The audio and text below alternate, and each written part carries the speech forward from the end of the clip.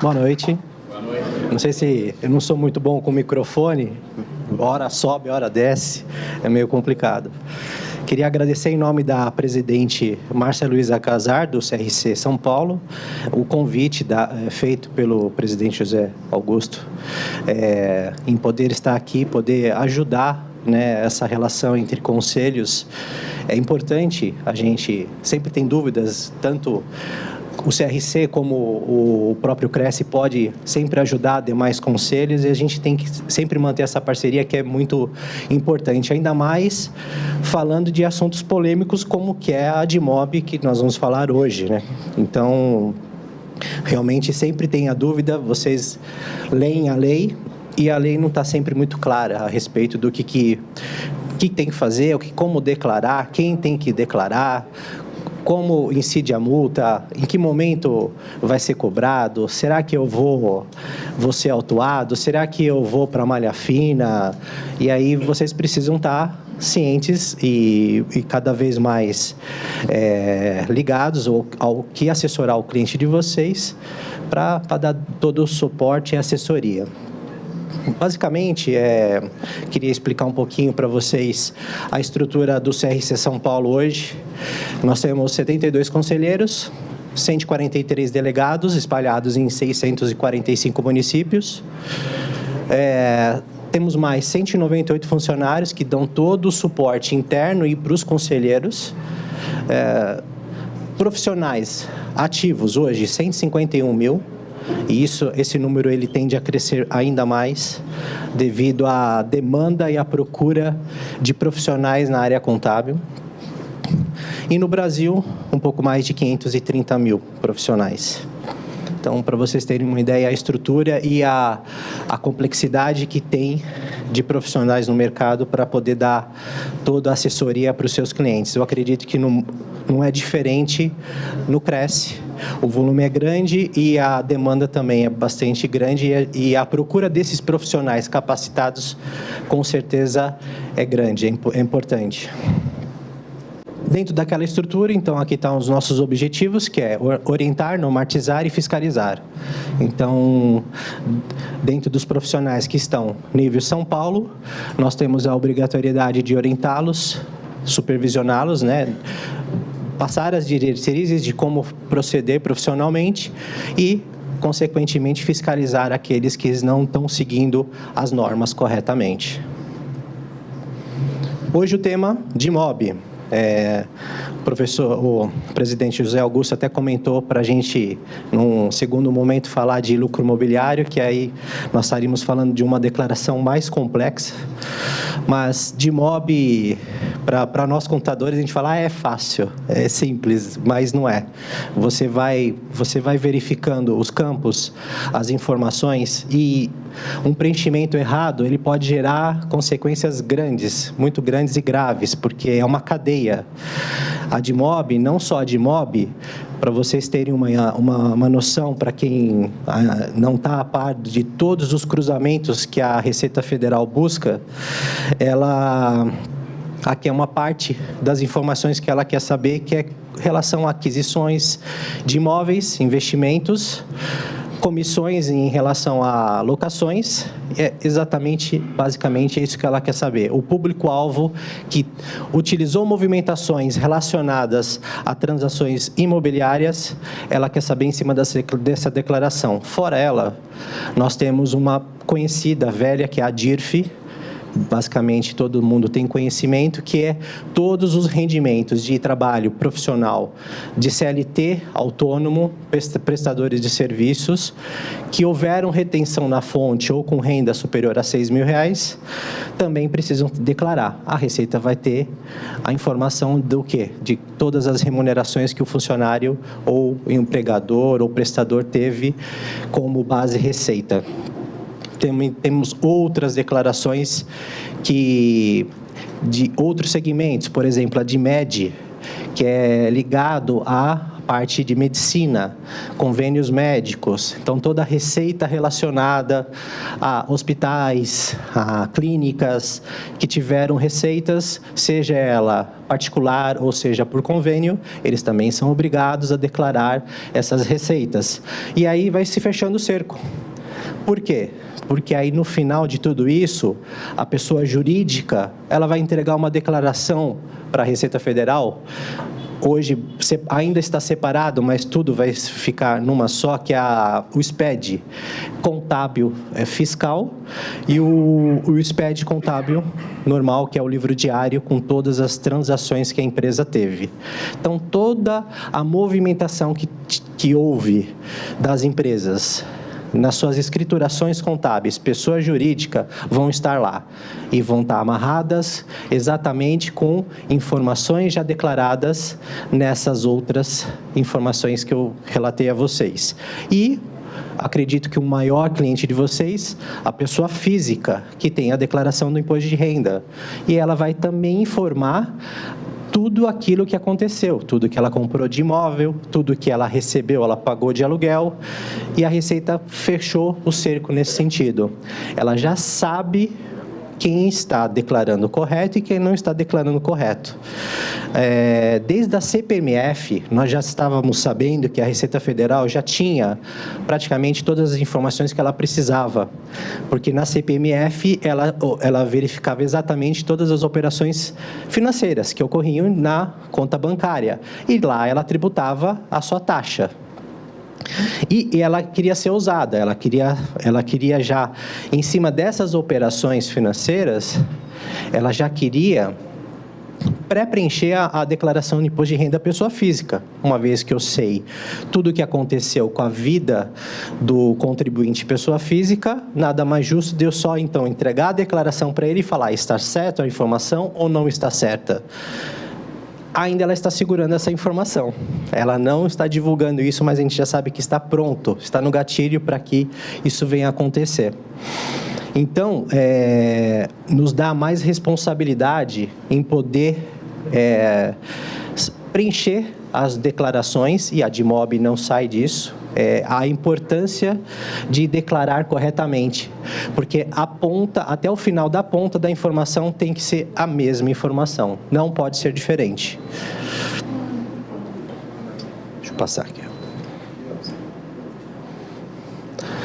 Os slides que a gente vai passar aqui agora vai ser basicamente relacionados a esses temas. Então, as obrigatoriedades, o prazo, as penalidades, retificação da DIMOB, os preenchimentos básicos da declaração, e aí nós vamos entrar nas fichas, nas 3 fichas ligadas a essa declaração: locação, incorporação, construção e intermediação. E aí finalizamos passando algumas informações finais, considerações finais, e provavelmente nós vamos estar abertos aí para responder perguntas tanto aqui como dos internautas.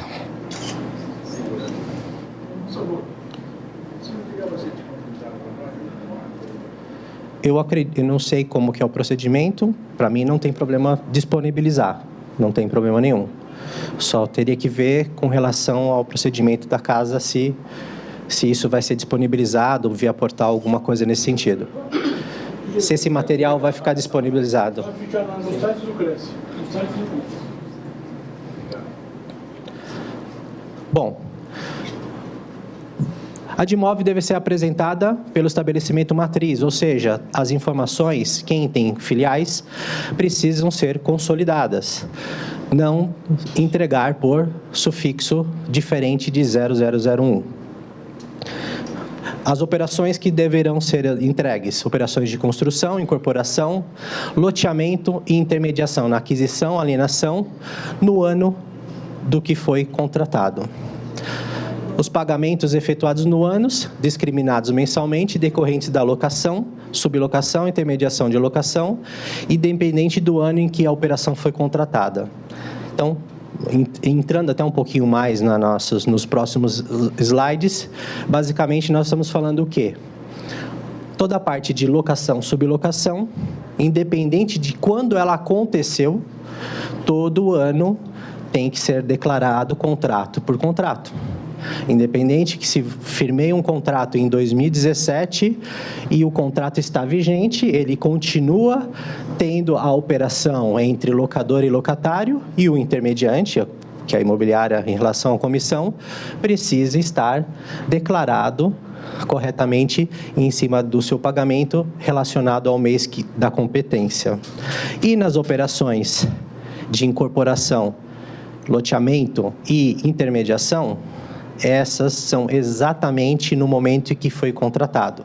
Então, aconteceu uma incorporação, aconteceu um contrato, independente de você receber ele 100% ou não, ocorreu naquele ano calendário, você precisa declarar a operação e nos próximos anos não precisaria mais. Você fez o gatilho inicial, você relacionou a operação que aconteceu, por exemplo, uma incorporação, vendeu um apartamento para determinado cliente, pessoa física, você vai dizer exatamente o valor da operação que é total e o quanto que recebeu no ano. Ponto final, não se fala mais nisso, no próximo exercício não se declara mais esse contrato.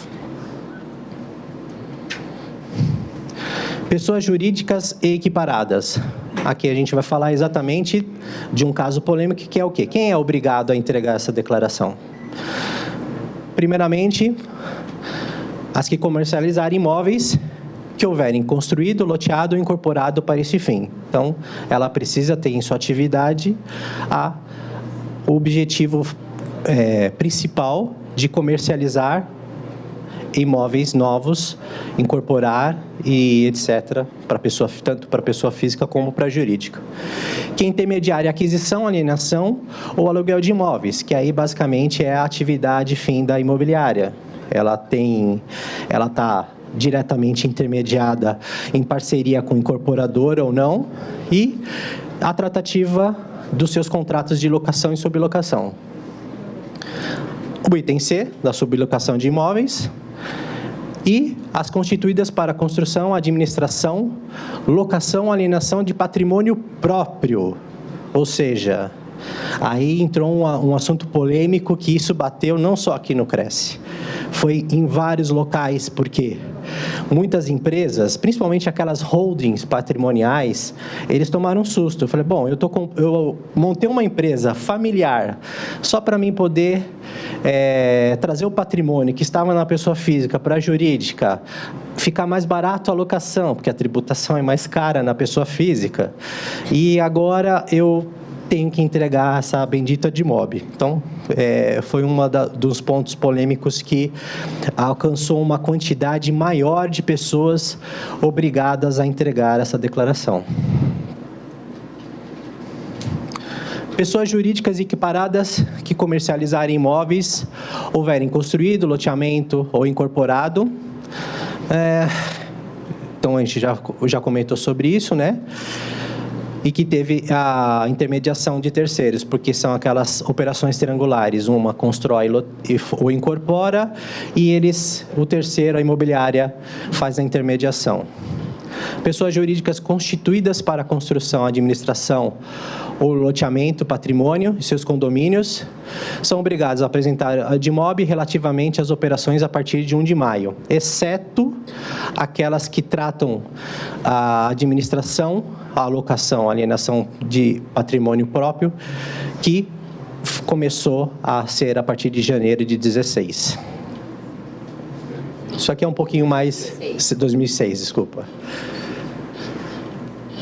Pessoas jurídicas equiparadas que não tenham realizado operações imobiliárias no ano calendário, essas empresas, elas estão desobrigadas. Então, essa é uma das que não precisam entregar declaração. Mais para frente, a gente vai falar mais um dos casos que também que são desobrigados e que não precisa declarar a operação. Mas, basicamente, então, a gente está verificando que praticamente todas precisam entregar. Somente aquelas que não tiveram movimentação no período é que não pode deixar de cumprir a entrega. Documento suporte. Essas declarações, elas precisam ser preenchidas e todo o material de apoio precisa ser arquivado por 5 anos. Obedecendo, é lógico, aos prazos legais da lei, porque após 5 anos existe a prescrição. Então, mesmo que você entregue, deu tudo certo, todo mundo entregou, e não foi para malha fina, porque as informações bateram, pode haver algum questionamento posterior, e geralmente, às vezes, bate na porta lá, faltando 1 mês, 2 meses para prescrição, vem uma notificação e você precisa dar todo o amparo documental. Quando se fala pessoa jurídica ou equiparada, essa equiparada quem seria? A equiparada a gente vai falar um pouquinho mais para frente, mas basicamente é a pessoa física, o autônomo, em que ele também faz essas mesmas operações como autônomo e de forma habitual. Então, eu vou dar um amparo legal, e lá está bem explícito que você tem que, mesmo que você não seja uma pessoa jurídica de fato constituída, você sendo um autônomo e você faz pequenas operações, mas de forma habitual, você é equiparado à pessoa jurídica e precisa também cumprir com essa entrega da DIMOB, seja qual for a operação que você intermediou, sublocou ou vendeu.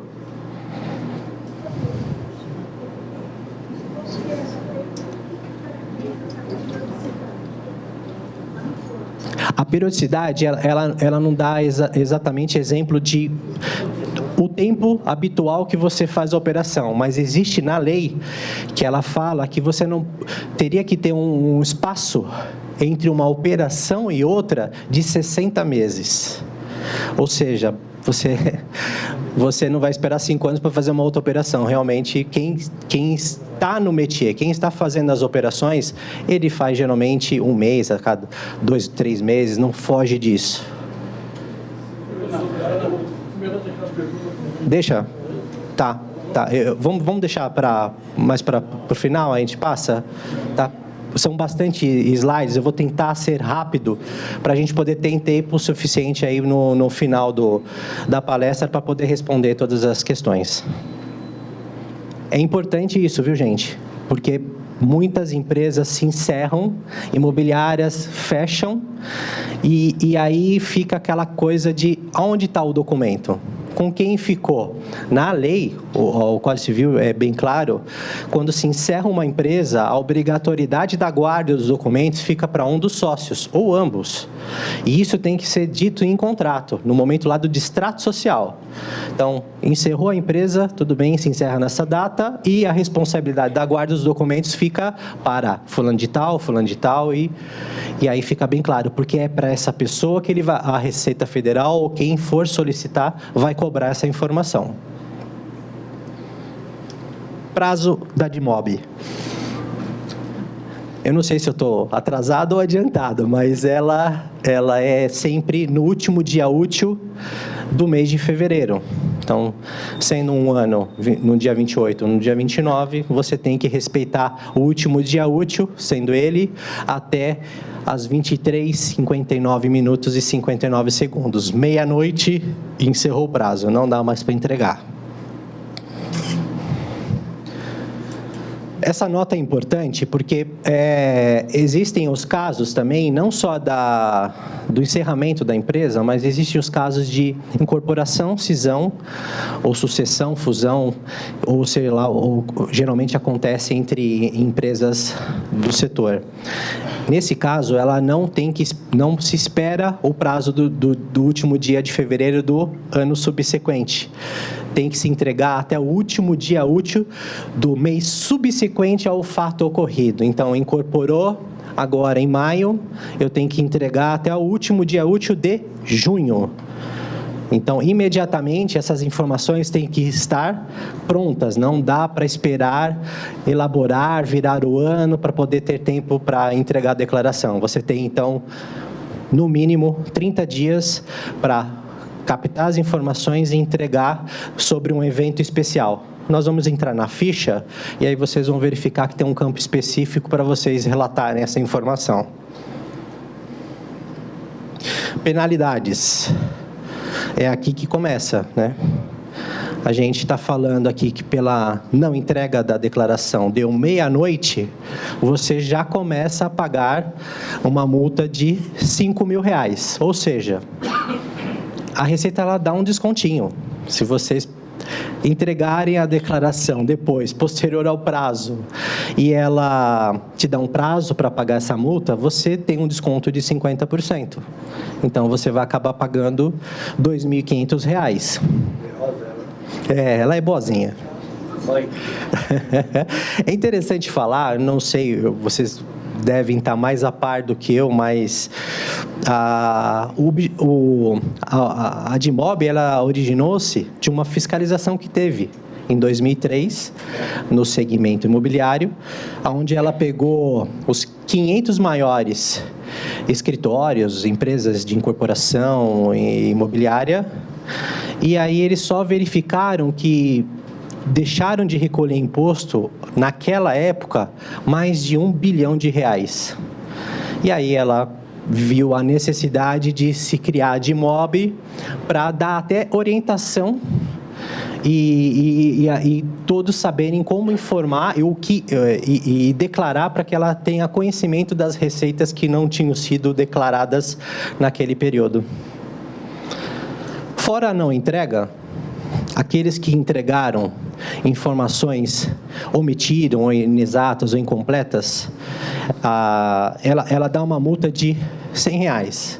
Só que ela começa a aplicar 5% sobre cada operação que você deixou de informar ou estava errada. Então, ela faz uma continha. E a continha é o seguinte: tudo que for, então, acima de R$100 é o maior valor que vai ser aplicado. Não vai ser os R$100. Se era só dados de um locatário, dados do locador, o endereço estava errado, R$100. Mexeu com valores, a base é sobre o valor retificado, 5%, e a mesma regra. Ela dá um prazo, vocês, para recolher, e esse montante, findo esse prazo, ele tem aquela redução dos 50% também. A omissão ou informação da prestação da informação falsa da Admob configura em crime contra a ordem tributária. Então, eles colocam já exatamente a base legal. E é interessante que vocês todos têm conhecimento da declaração e vocês viram que tem um campinho logo no começo da declaração em que você declara que aquelas informações estão corretas e que elas expressam a veracidade. Ela faz isso de propósito, justamente para você não dizer que você não cometeu crime. É exatamente isso. Clicou naquela quadradinho, ele vai correr o processo administrativo, a multa, você vai ter que fazer a correção da Admob, é uma coisa, penalidade administrativa, e em paralelo corre-se um processo crime. E aí, dependendo da gravidade dos fatos, aí começa uma outra dor de cabeça aí para todos nós. Aqui na questão da multa, só para ciência, a toda a retificação ou a entrega pela entrega fora do prazo, a Receita já faz a notificação da existência da multa, justamente para também vocês não dizerem que não estava ciente.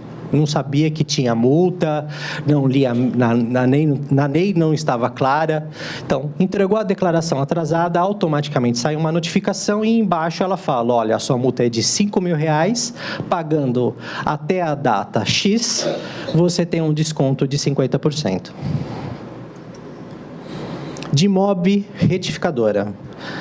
Aqui, nesse caso, quando tiver realmente alguma retificação de informação, de dados ou de valor, que aí valor entra a questão da multa, você tem a formalização de como proceder. Você tem que não somente entregar na declaração as informações que você quer corrigir, você tem que entregar a Admob todinha, incluindo ou excluindo ou retificando os dados que você tinha que fazer valer como as informações finais corretas.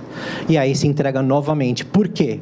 A DIMOB original, ela já não vai ter validade mais nenhuma. A que vai ter valor é a última entregue à retificadora.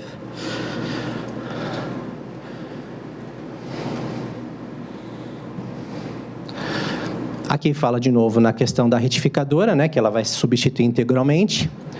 E aqui, na hipótese da apresentação indevida da DIMOB, o cancelamento da mesma deverá ser feita pela apresentação de declaração retificadora sem valores preenchidos. Não tem como mais, antigamente fazia uma petição, levava a declaração e pedia a nulidade daquela declaração. Não tem como fazer isso. Então, você retifica novamente, ou era originária e agora faz uma retificadora, zerando tudo, não entregando mais nada. E aí é importante guardar documentação suporte novamente lá de 5 anos para trás, porque em um certo momento ela vai querer questionar. Por que agora zerou? Era valor e agora não tem mais valor. É importante vocês terem a documentação suporte comprovando do porquê isso.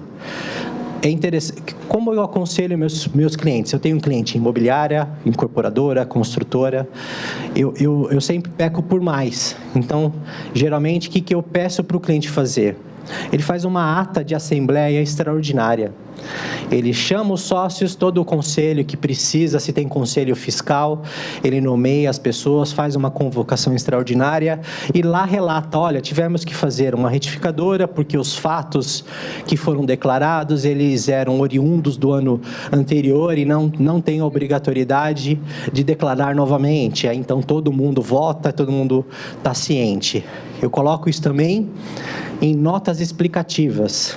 É um campo exclusivo do contador, onde ele, no final das demonstrações contábeis da empresa, eu relato também o fato ocorrido. Se tem ata, eu cito a ata, a data da ata também, o que aconteceu, e explicando exatamente o porquê das retificações, o que aconteceu, para dar mais amparo, e a Receita já fica sabendo também, através de documentações oficiais que ela já tem posse, evita até, de repente, uma possível questão de uma notificação, intimação.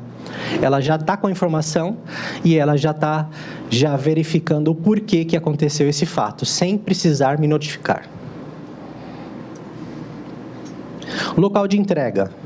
Há muitos anos, a DIMOB já não tem mais condição. Se eu não me engano, a DIMOB, por ser 2003, ela já desde o início, acho que ela já foi eletrônica.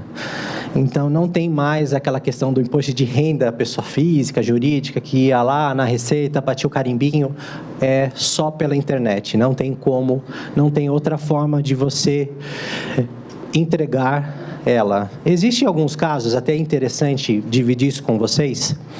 A Receita Federal, ela não fala, ela não divulga, mas para aqueles casos que não conseguiram entregar por algum erro no site da Receita Federal, em que deu erro de comunicação, alguma coisa desse gênero, vocês deem um print da tela.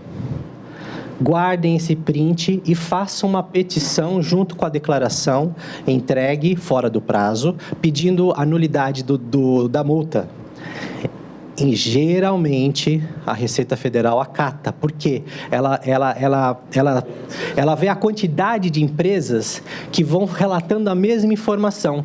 E ela tem lá um estudo que ela vai vendo que tem as tentativas do IP lá tentando entregar a informação e não tem. Então, ela, de uma forma geral, para não aceitar uma ou a outra, se você tiver a documentação que prova, um print mostrando que não conseguiu transmitir e mostra lá embaixo, naquele rodapézinho lá, a data e a hora, vocês com certeza vão conseguir aí com mais facilidade a nulidade da multa. E eles vão acatar a declaração sem esse ônus. Aqui é a questão das empresas equiparadas. Então, as equiparadas são basicamente a pessoa física, incluindo o corretor de imóveis autônomo, que efetua operações imobiliárias, incorporação, loteamento. E aqui está a fonte, a base legal, que lá realmente fala da habitualidade. E aí tem alguns itens, incisos, para baixo, que ele fala a questão de quando não é habitual, ele comenta lá que tem que ser superior a 60 meses. Empresa incorporadora de imóveis residenciais que comercializa seus imóveis através de intermediação de imobiliárias. Então, ela usa terceiros para fazer a operação. Imobiliária, construtora e incorporadora. Empresas com atividade de administração, locação ou cessão de patrimônio que tenha realizado operações imobiliárias no ano. Empresa com atividade principal, construção, administração, locação ou alienação do patrimônio próprio de seus sócios ou condôminos.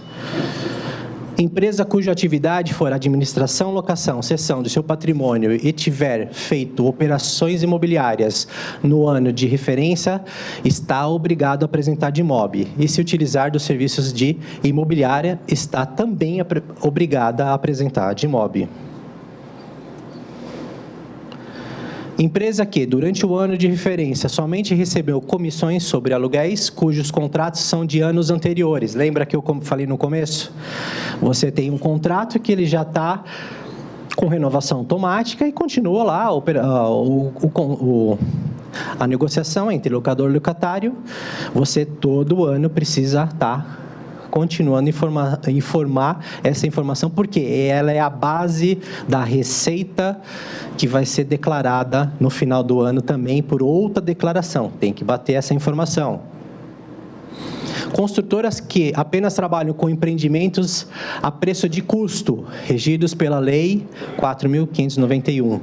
Esse tipo de empresa é aquelas que geralmente acontece isso em condomínio, né? Que você tem uma casa do lado e aí os condôminos aceitam em ata lá a assembleia, adquirir aquele terreno, chamar uma construtora para fazer a operação da garagem ou fazer uma área maior e comum lá para os condôminos, e aí realmente entra nessa questão aqui da operação.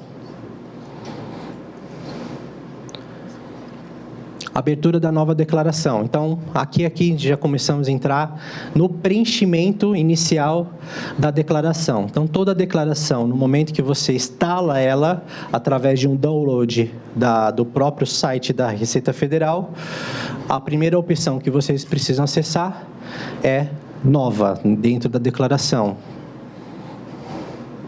É importante, a gente vai até passar, essa nota eu vou falar um pouquinho mais para frente, pela questão do início do preenchimento. Então, quando vocês clicarem em nova, vai aparecer alguns campos necessários, que é o CNPJ, o ano que você está declarando e a situação especial. É aqui que vai ser as informações básicas para ela poder abrir a ficha para vocês preencherem as demais informações. Se vocês errarem essas 3 informações, essa declaração não tem validade nenhuma, porque pode ser que vocês colocarem um CNPJ errado, então não está declarando a empresa corretamente, o ano errado, ou ela teve evento de situação especial. Então, muda-se o prazo de entrega e muda-se a questão de que ela não tem mais, se é uma situação especial, essa empresa ela já não existe mais. Então, não tem como você considerar que essa declaração é a correta, porque ela não existe e não podia mais esperar o ano seguinte, em fevereiro, para fazer essa entrega, e sim no mês subsequente ao evento especial. Então, voltando lá na nota, ele deverá ser tomado o preenchimento desses dados, pois depende da criação dela para a declaração. Qualquer incorreção nas informações, após a confirmação dos dados, não é passível de alteração e aplica lá na exclusão da declaração. Então, ela não tem validade. Não tem como cancelar, não tem como falar que ela é válida. Então, tem que tomar muito cuidado com esse primeiro preenchimento. Aqui na data do evento, vocês vão colocar a data da ocorrência de evento especial, quando for evento especial, e ele pede mais 2 informações, e qual foi o tipo do evento. Então, aqui a data do evento é exatamente a data que foi registrado o distrato, a cisão, a fusão, a incorporação, é essa data. A partir dessa data, vocês sabem que, então, a declaração tem que ser entregue no mês subsequente. Ficha de dados iniciais. Preenchido aquele início da declaração até o evento especial, abre-se uma ficha, e aí com todas as demais, onde vocês vão terminar o cadastro da empresa que vai ser a declarante, informando a razão social, o endereço completo dela, e o responsável legal. Geralmente, às vezes, dá algum problema nesse sentido, porque nem sempre a gente sabe quem é o responsável legal. Então, aí... Por isso que é um dos motivos que às vezes acontece, deixou para a última hora e aí se entrega por certificado digital, aí pensava que era uma pessoa, era outra, aí na hora que foi entregar não aceitou porque aquele responsável não é ele, e aí não dá tempo mais de corrigir e ir atrás das informações. Passa-se o prazo e entra as penalidades. E aqui é o CPF do responsável, pessoa jurídica, lá, né, que consta no cadastro. E aí é interessante vocês manterem sempre esse cadastro atualizado no sistema de vocês, verificando a situação fiscal, porque nem sempre o cliente ou a empresa, porque às vezes é funcionário que está fazendo, ele não está a par das alterações contratuais que vão ocorrendo na empresa. Então, é importante, às vezes, você ter um departamento e você está sempre atualizando as fichas cadastrais desses clientes e da própria empresa declarante. Ficha alocação. Então, a primeira ficha que aparece na DIMOB é a de locação, e nessa ficha vão ser informados os pagamentos relativos às operações de locação, sublocação e intermediação na locação realizados no ano em referência. Então, a ficha apresenta informações básicas e que elas precisam, obrigatórias, né? Então, nessa ficha, qualquer operação que tiver, vocês precisam clicar no botão incluir, automaticamente já vai aparecer as informações básicas, que são o quê? Todos os dados do locador e todos os dados do locatário. Então, você colocando pessoa física, vai pedir CPF, nome completo da pessoa, se ela for pessoa jurídica, o CNPJ e a sua razão social. A parte do inquilino, que é o locatário, a mesma coisa, sendo pessoa física, sendo pessoa jurídica, tem que preencher essas informações básicas da relação conforme o contrato de locação vigente. Pode ser que aconteça mudanças também no contrato, e é importante sempre estar atento a essas atualizações.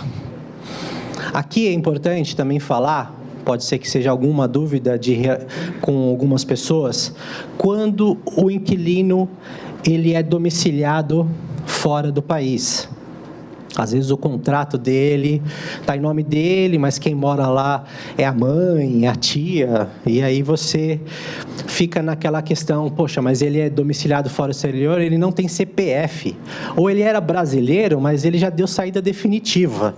Então, é importante verificar o status desse inquilino antes de vocês clicarem no botãozinho lá, dizendo que ele é residente fora do país, que automaticamente esses campos não são obrigados a ser preenchidos. Então, é importante, primeiro, vocês ficarem atentos se ele se enquadra nessa situação de não residente, porque se ele não se enquadra, é obrigado a ter CPF.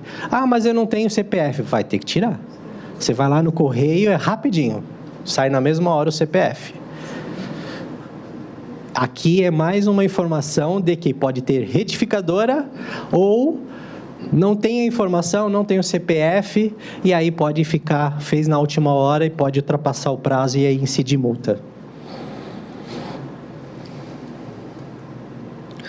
Aqui, nesse caso da locação, sublocação, ele precisa ter um número de contrato. Tem casos que não tem contrato, não tem problema, ele não é um campo obrigatório. Mas esse contrato, ele é um coringa nesse negócio. Por quê? Você, às vezes, tem vários imóveis locados na mesma pessoa, e é o mesmo contrato. Ou não é o mesmo contrato, porque não tem contrato. E aí você fala, como que eu vou declarar o mesmo inquilino, o mesmo locador, e são vários imóveis? Você tem que... É importante o contrato justamente para vocês darem a explicação do detalhamento de como vocês chegaram nos valores. E fica uma dica, você não tem como você fazer várias inclusões com o mesmo número de contrato. Então, geralmente, o que eu faço? Não tem uma regra, não é necessário vocês seguirem a minha, pode ser de qualquer outra maneira, mas supomos que é o contrato 1, 2, 3, 4, e eu tenho 3 imóveis nesse contrato, eu preciso declarar os 3 imóveis separados, mas só aceita uma inclusão se eu colocar o mesmo número de contrato. Eu coloco lá 1, 2, 3, 4, A, um imóvel. Ponho 1, 2, 3, 4, B, o segundo imóvel, e 1, 2, 3, 4, C, o terceiro. Automaticamente a Receita vai acatar. Eu vou conseguir incluir os 3 imóveis para o mesmo locador, para o mesmo locatário, e a Receita vai ter ciência da soma dos 3. Tem gente que coloca... Não tem contrato? Coloca 1 no primeiro, 2 no segundo, 3 no terceiro. Vai colocar esse número, e aí a Receita pode perguntar, mas o que é esse número 1? Então, é legal constituir um contrato e já ficar bem claro que tem uma numeração e o porquê que dividiu ele e fracionou. Dentro das informações do contrato entre a intermediação locador-locatário, nós precisamos também colocar, além do número, a data, clicar na identificação se ele é um imóvel urbano ou rural e informar aqui algumas informações básicas que a gente tem lá, que a gente recebe do informe, que é o rendimento bruto desse imóvel, que consiste do quê? No valor pago naquele mês, não é o mês competência, é o mês recebimento, pagamento. Fora isso, deixa eu ver se eu tenho aqui, se ele abre, não, ele não abre, aqui é só está a questão do rendimento. Nós temos as colunas laterais, que é a comissão, e se teve fonte. E aí aquela regrinha se o locador é pessoa física, retenção na fonte, tabela progressiva. Se o locador é pessoa jurídica, não incide retenção. Ele paga na apuração do imposto no momento que ele for fazer o cálculo do imposto dele final. Se é pessoa física, ele vai fazer automaticamente a retenção e ele vai utilizar isso para abatimento. Se é pessoa jurídica, não tem retenção, antecipação, ele faz o cálculo mensal e paga todos os seus impostos sobre a base rendimento bruto. Aqui é aquela informação que eu já falei, que é com relação ao valor do rendimento formado no mês. É o que o locatário efetuar o pagamento à administradora. Então, ficar muito atento a isso em todas as declarações. A DIRF também é assim. A DIRF ela não é competência, ela é caixa. Então, é sobre a base pagamento, recebimento. Aqui é a questão das antecipações de aluguel, eles entram na mesma situação, é no mês do pagamento antecipado, não é na competência. Muita gente tem dúvida aqui e acha que não precisa declarar, porque esse aluguel adiantado é só o ano que vem. Recebeu adiantado em dezembro, mas é o aluguel de janeiro. Aí ele espera a outra de IMOB lá para entregar janeiro, e aí está errado. Ele tinha que ter entregue no ano anterior e aí vai incidir multa também. Aqui eu já falei na questão dos contratos distintos entre locador, locatário, como eu faço. Então, eu já fui mais direto aqui na questão de como eu separo a informação para que a Receita tenha o conhecimento de diversos imóveis com as mesmas pessoas na negociação. Fora isso, depois que eu preenchi a data do contrato celebrado, o número do contrato, a relação entre locador e locatário, os valores pagos, comissão recebida também por parte da imobiliária, houve retenção, não houve retenção, eu preciso preencher de que imóvel é esses valores, essa negociação. E aí eu tenho que preencher exatamente as informações completas do imóvel, endereço, CEP, município e a UF dele. Basicamente, aqui são as informações de locação e nós vamos para a incorporação construtora, que é a segunda ficha. Aqui eu já considero, tanto essa como a próxima, elas são mais fáceis, porque aqui é uma operação direta, o que aconteceu e ponto final. Ninguém vai mais falar, não precisamos voltar nessa mesma informação na próxima de MOB. Então, houve a operação, fala o que aconteceu, quem são as pessoas envolvidas, o valor da negociação e o quanto que foi pago naquele ano que está sendo declarado. Então, vamos falar um pouquinho dela. Nessa ficha são informadas operações de construção, incorporação e loteamento contratadas no ano da referência. Então, é aqui que fala exatamente na lei, é no ano da referência, só. Não é a mesma situação da locação, que todo ano tem que falar a mesma coisa. As pessoas jurídicas e equiparadas que construírem, incorporarem e lotearem apresentarão as informações relativas a todos os imóveis comercializados, ainda que tenha havido a intermediação de terceiros. Construção de imóveis por pessoas jurídicas constituídas por este fim, em nome próprio de seus condôminos, sócios também devem prestar essa informação. Devem ser informadas todas as vendas, independente de terem sido efetuadas antes, durante ou após a construção. Para informar a primeira ocorrência, mesma situação. Entra na ficha de incorporação e clica no botão incluir. Vai aparecer novamente, basicamente, as mesmas informações. A relação de comprador, pessoa física ou jurídica, nome, CPF ou CNPJ, razão social. Número do contrato, aqui é obrigado a ter número de contrato. Aqui não tem como você fazer uma negociação de venda sem um contrato entre as partes. Data desse contrato, novamente falar se ele é rural ou se ele é urbano. E aqui não está, só está aqui o valor pago, mas tem um campo antes que é o valor da negociação, o valor total. Então, supomos que uma pessoa física adquiriu uma unidade de um apartamento residencial urbano e a negociação foi de R$500 mil. Ele vai ter um contrato, a numeração, esse contrato tem que bater exatamente com o total da negociação entre as partes, porém, no ano, ele pagou R$50 mil, 10% do negócio. Então, aqui no valor pago do ano, você vai colocar somente o valor de R$50 mil, não colocar o total da negociação. Por quê? É aqui que vai cruzar com a declaração do adquirente, pessoa física. Ele vai pôr lá no imposto de renda dele as mesmas informações. Foi de R$500 mil, mas ele vai colocar em bens o montante que ele adquiriu, que foi os R$50 mil. E no momento que vai acontecendo os pagamentos das próximas parcelas anuais, semestrais, ele vai aumentando esse valor do patrimônio e vai até chegar ao seu montante total. Aqui você, logo após o valor pago, você vai inserir os dados do imóvel, mesma situação, endereço completo, CEP, município e UF.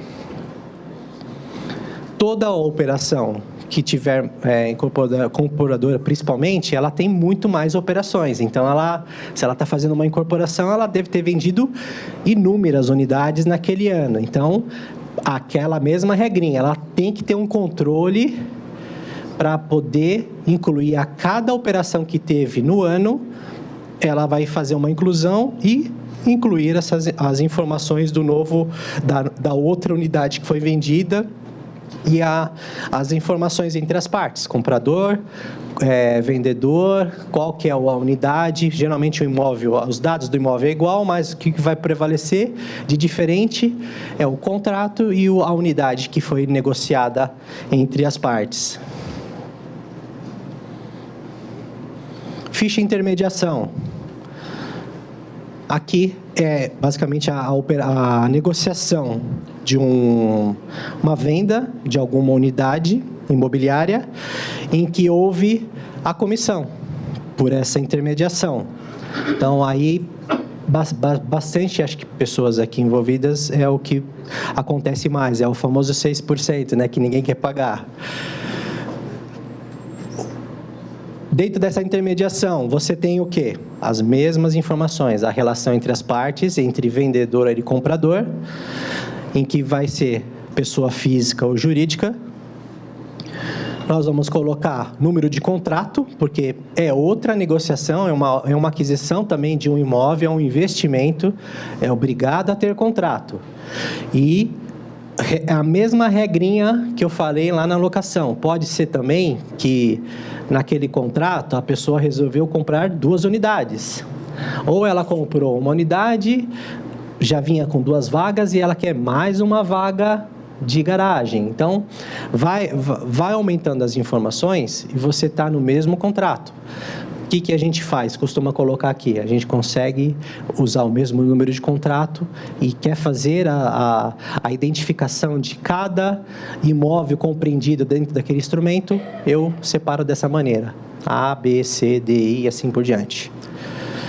E, como toda intermediação, você tem que ter a base de cálculo para a comissão. Então, você tem que dizer lá o quanto que foi a operação entre comprador e vendedor, que é o valor montante da venda, independentemente se ele tem recebido ou não, se pagou, faltou pagar, é o valor total que está lá no contrato da negociação. E o valor da comissão, o quanto que foi negociado esse valor com base na negociação. E essas informações também vão cruzar com as pessoas que pagaram isso daí. Então, lá na pessoa física, tem uma ficha específica para você colocar lá, agora, imobiliária, toda a negociação. E a pessoa física ainda ela tem que preencher mais uma informação. Ela tem que preencher o ganho de capital. O vendedor preenche o ganho de capital e o comprador faz a entrada do imóvel. Então, vocês viram que todo mundo começa a informar a mesma negociação, em várias declarações. A Receita, ela sabe quem errou? Ela não sabe. Então, o que ela faz? Ela notifica todo mundo. Você vai prestar as suas informações, você imobiliária vai prestar as suas, você construtora imobiliária vai prestar as suas. Eu quero saber documento quem está certo. A partir do momento que ela receber a documentação, aí sim que aí ela faz as devidas penalidades pela informação errada. E aí entra aquela questão, declarei de modo errada, se ela verificar que aquilo foi um crime, sonegação, principalmente, de informação, processo administrativo, processo crime. Isso ocorre não só nas pessoas jurídicas, como também na pessoa física. Ocorre mais na pessoa física. Geralmente, as pessoas físicas, elas adquirem esses valores, esses imóveis, e vocês não sabem, às vezes, por caixa 2. E aí, ele não quer declarar. Ele acha que ele não precisa declarar. Ou ele não quer declarar porque ele tem medo, mas ele comprou. E aí a Receita já sabe que ele tem que declarar aquele investimento e não aconteceu isso. E aí ela vai relatar, ela vai apurar os fatos e essa pessoa com certeza vai receber um auto de infração e vai correr processo crime também pela sonegação.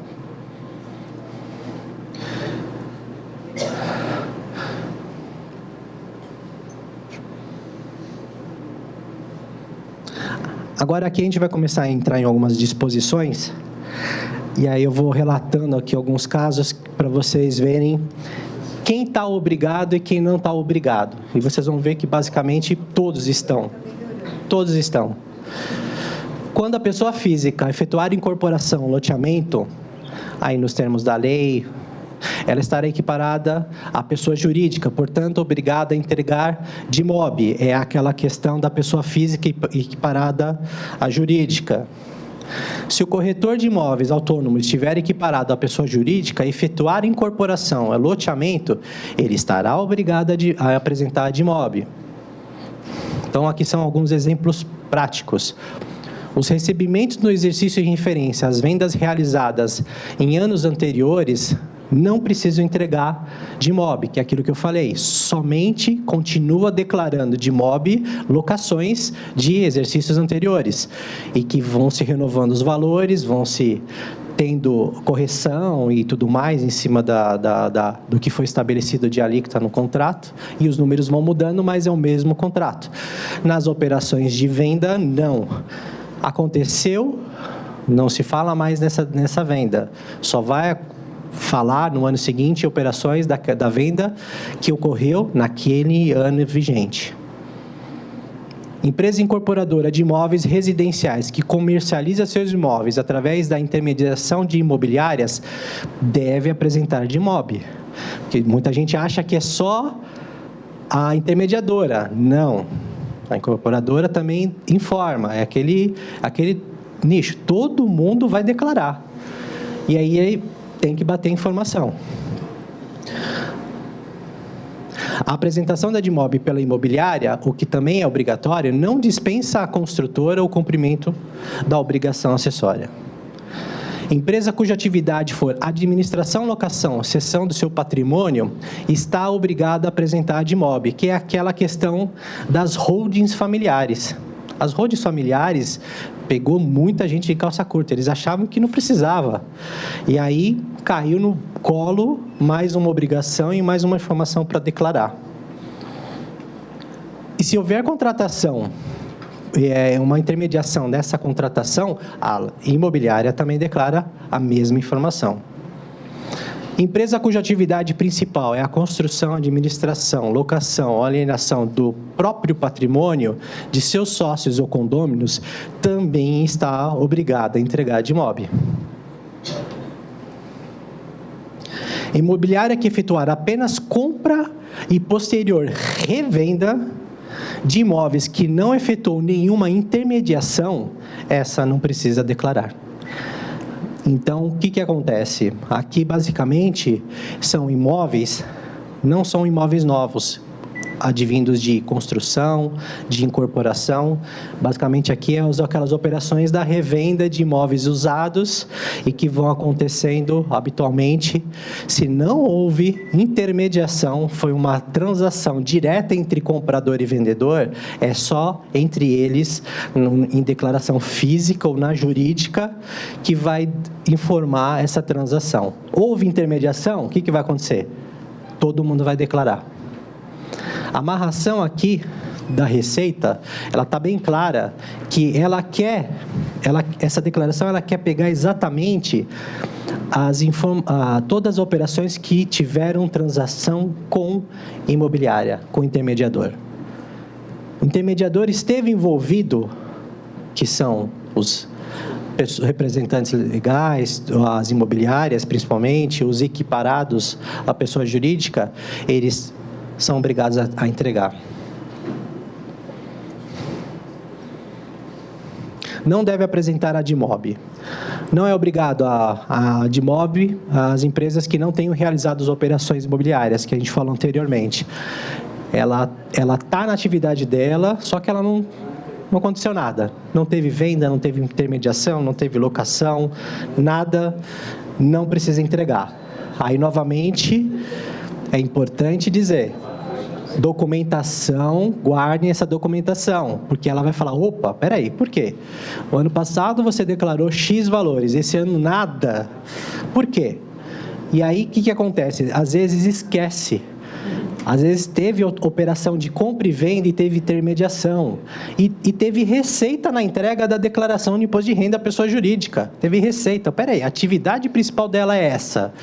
Ela declarou, pagou seus impostos corretamente, mas não declarou DIMOB? Então, é aqueles cruzamentos básicos que a gente tem e que precisa ter um bom contador para poder fazer e ajudar, auxiliar vocês. É muito...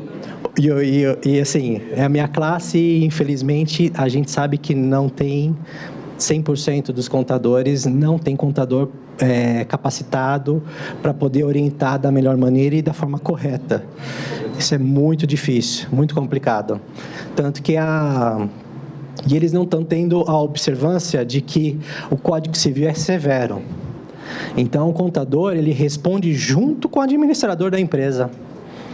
Houve qualquer processo crime e que, de fato, verificou que não entregou uma declaração ou houve uma sonegação, quem entregou a declaração? Contador. O processo é para os dois. Os dois vão lá responder o processo juntos, porque o Código Civil ele é bem severo nesse sentido. E aí, detalhe, essa informação o juiz automaticamente manda para o CRC do seu estado, para que eles avaliem o erro técnico desse profissional e possa fazer as penalidades também na área profissional dele, chegando até a cassação. Ele pode perder o CRC, dependendo da gravidade ou, às vezes, da insistência pela quantidade de erros que ele vai tendo. Não precisa ser o mesmo, mas você tem um histórico lá de vários processos daquele profissional, e aí nós discutimos isso em Câmara, nós discutimos isso em plenária, para poder avaliar o profissional se ele realmente pode ou não pode exercer sua profissão daqui para frente, mediante esses fatos. E aí é a nossa tarefa, é melhorar a qualidade através disso. A gente poder buscar, normatizar, fiscalizar, para que esses profissionais possam dar o amparo para vocês aí de forma mais correta possível. Não deve entregar de imóvel. A imobiliária que efetuar apenas compra e posterior revenda do imóvel sem a intermediação. Falamos disso um pouquinho aí atrás. Uma empresa cuja receita durante o ano calendário e referência tenha taxa de administração de um condomínio, e se a empresa houver sido contratada apenas para administrar questões de limpeza, segurança e demais serviços, também não está, porque ela não está intermediando nada. Ela está fazendo uma outra atividade, fim, que não tem nada a ver com uma negociação imobiliária. Considerações finais. Comissões sobre aluguéis. Empresa que durante o ano, calendário em referência, somente recebeu comissões sobre aluguéis cujos contratos são de anos anteriores, precisa apresentar a DIMOB. Já explicamos. Menor de idade. Não sei se vocês já se equipararam aí essa situação, depararam. Quando você tem um imóvel que geralmente os pais já compram em nome de um menor. Se aquele menor agora já mudou até a lei, de 8 anos para cima, a Receita Federal já exige CPF. E as certidões de nascimento hoje, uma criança nasce, ela já tem que ter CPF. Por quê? Justamente por essa situação.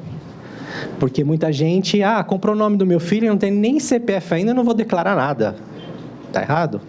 Então, se ele não tem CPF, tem que primeiro verificar a obrigatoriedade dele ter o CPF. A mesma situação do residente fora do país. É obrigado? Tem que ter CPF? Tem que ter CPF. Então, vai lá no Correio ou vai na Receita Federal, tira o CPF e vamos declarar o menor como o proprietário do imóvel ou que recebeu o aluguel e tudo mais. Não é obrigado? Tudo bem. CPF dos pais, do responsável legal. Renovação automática de contratos de aluguéis. Contratos antigos de aluguéis com renovação automática ensejam apresentação de DIMOB. Já falamos isso. Pessoa física, pessoa jurídica. Uma pessoa física que realiza a intermediação de aquisição, alienação ou aluguéis de imóveis até a metade do ano calendário de referência, quando constituiu imobiliária, juntamente com os outros sócios. A DIMOB deverá ser apresentada pela pessoa jurídica. Vocês viram que, então, não está fugindo quase ninguém aqui. Comissão de garagem. Imobiliária que receber comissão pela alocação de garagem, rotativas ou pela alocação de garagens para pessoa física que pagam por mês, apresentar declaração, visto que a DIMOB deve ser apresentada em relações de locação formalizadas por contrato de nidificação entre as partes. Aqui, basicamente, é aquela questão do conceito do rendimento bruto. Então, rendimento bruto é o valor pago ao locatário no mês, sem nenhuma dedução. Isso também gera algumas dúvidas, acho que na pessoa física. Muita gente fica falando, eu tenho que colocar aqui nos meus rendimentos pessoa física do aluguel, eu já abato a comissão? Eu falei, não, você não pode, é rendimento bruto. E o próprio nome diz, você não abate nada. Você vai declarar informações de comissão, de retenção na fonte em campos separados.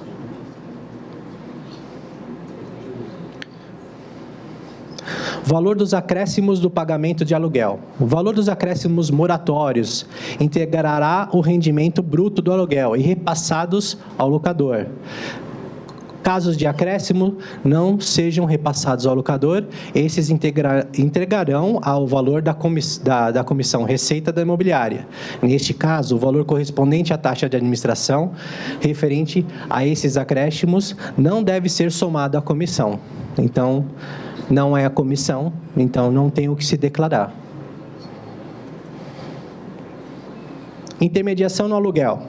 As pessoas jurídicas que intermediarem aluguel de imóveis devem informar os valores oferidos, ainda que não integralmente recebidos. É aquela situação, valor da negociação é uma coisa, valor da comissão, X, pagou, não importa. O seu negócio foi X. Você vai tratar essa questão do recebimento ou não em outra declaração. Você tem que, ali basicamente é você falar o que aconteceu, qual foi o fato, independente do seu recebimento, pagamento. No caso de pessoas físicas, devem ser declarados os valores totais recebidos sem dedução também nenhuma, que é o que eu dei como exemplo de um cliente que queria tirar a comissão do rendimento bruto. A questão aqui do imóvel com 2 ou mais proprietários, precisa realmente declarar cada um no seu percentual, na sua fração. Então, você tem um imóvel em que o aluguel é repartido, às vezes acontece isso com herança, né?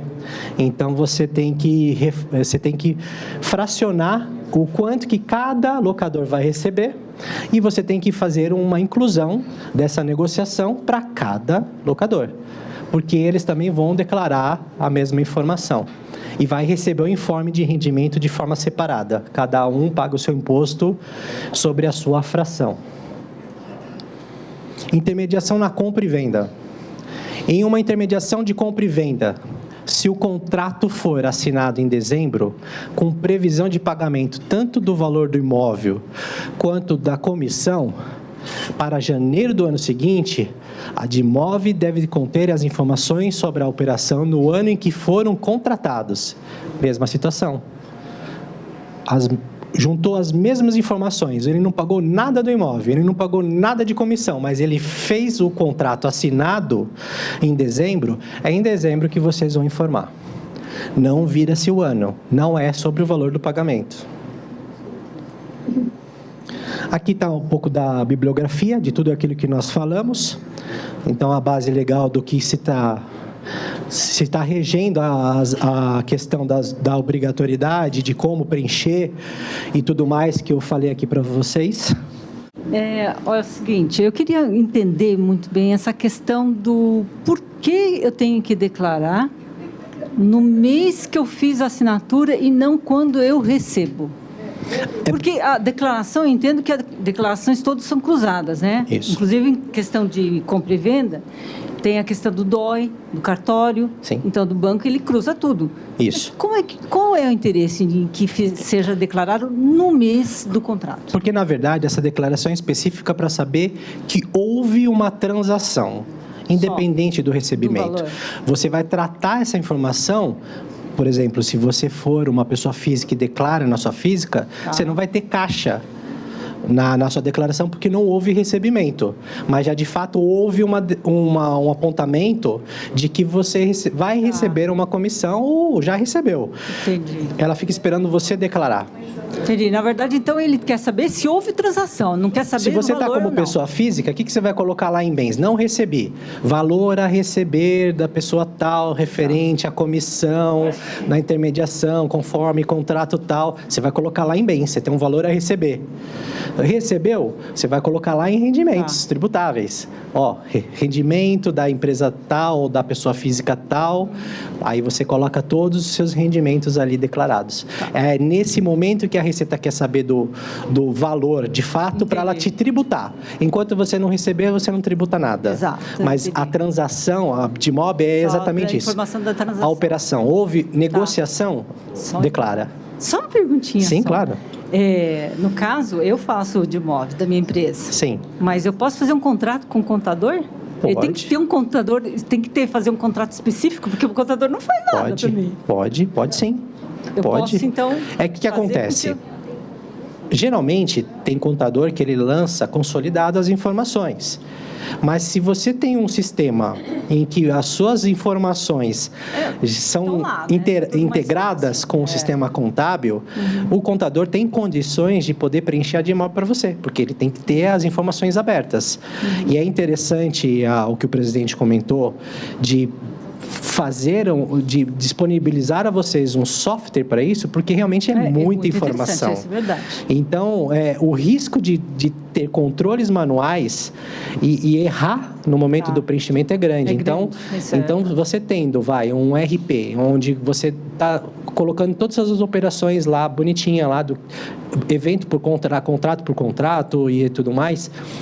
Eu, contador, eu faria o quê? Eu vou pegar exatamente operação por operação, para ficar claro, para aquela mesma informação bater com os livros diários da sua empresa. E, ao mesmo tempo, você é a pessoa que vai entregar a DIMOB para você? Eu vou pegar, além das informações financeiras, que é o que integra na movimentação contábil, eu vou pegar as informações do negócio, com o número de contrato, quem é um comprador, e vou trazer também para a minha base. Professor, boa noite. Boa noite. Existem casos de 5 amigos ou 5 familiares se unirem em cotas, 100 mil cada um, por exemplo, e comprar um terreno e construírem. Os 5 têm a obrigatoriedade de declarar? Sim. Ou somente um? Os 5, porque eles são pessoa física e parada. E aí eles resolvem fazer a incorporação. Nesse momento, eles vão fazer os controles deles, as frações de quanto que cada negociação que ocorrer dessa incorporação, eles vão fracionar e dizer quem são os intermediadores. Lá, exatamente, cada um declara a sua cota à parte. No caso, então, só complementando, se eles passarem esse recurso para uma construtora, aí a obrigatoriedade é só da construtora? Se não tiver intermediador, lembra? Se tiver intermediador, você vai ter que declarar também. Ok. Obrigado. Nada. Oi. Eu sou advogado e muitos clientes me contratam como advogado para elaboração do contrato de locação na qualidade de advogado. Quando eu faço esse contrato de locação e entrego para a pessoa, eu sou obrigado também, porque eu sou advogado e corretor? Não, você pode ser autônomo, né? Sim, autônomo. Você vai ser autônomo. Nos dois casos eu sou autônomo. E, na verdade, você não está participando nada na negociação. É só realmente as pessoas envolvidas na questão valor do negócio, do imóvel. Você não vai ganhar nada sobre o imóvel.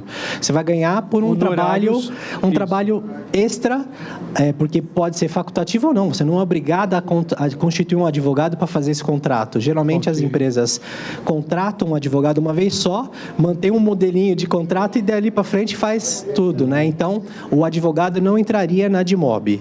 Ele seria uma despesa da pessoa que te contratou para fazer um serviço e não abate em nada também, viu, gente? E o fato de eu ter o CRES, isso não pode me prejudicar em nada? Desde que você não participe na negociação, você pode ter o CRES, não tem problema nenhum. Ok, obrigado. Nada.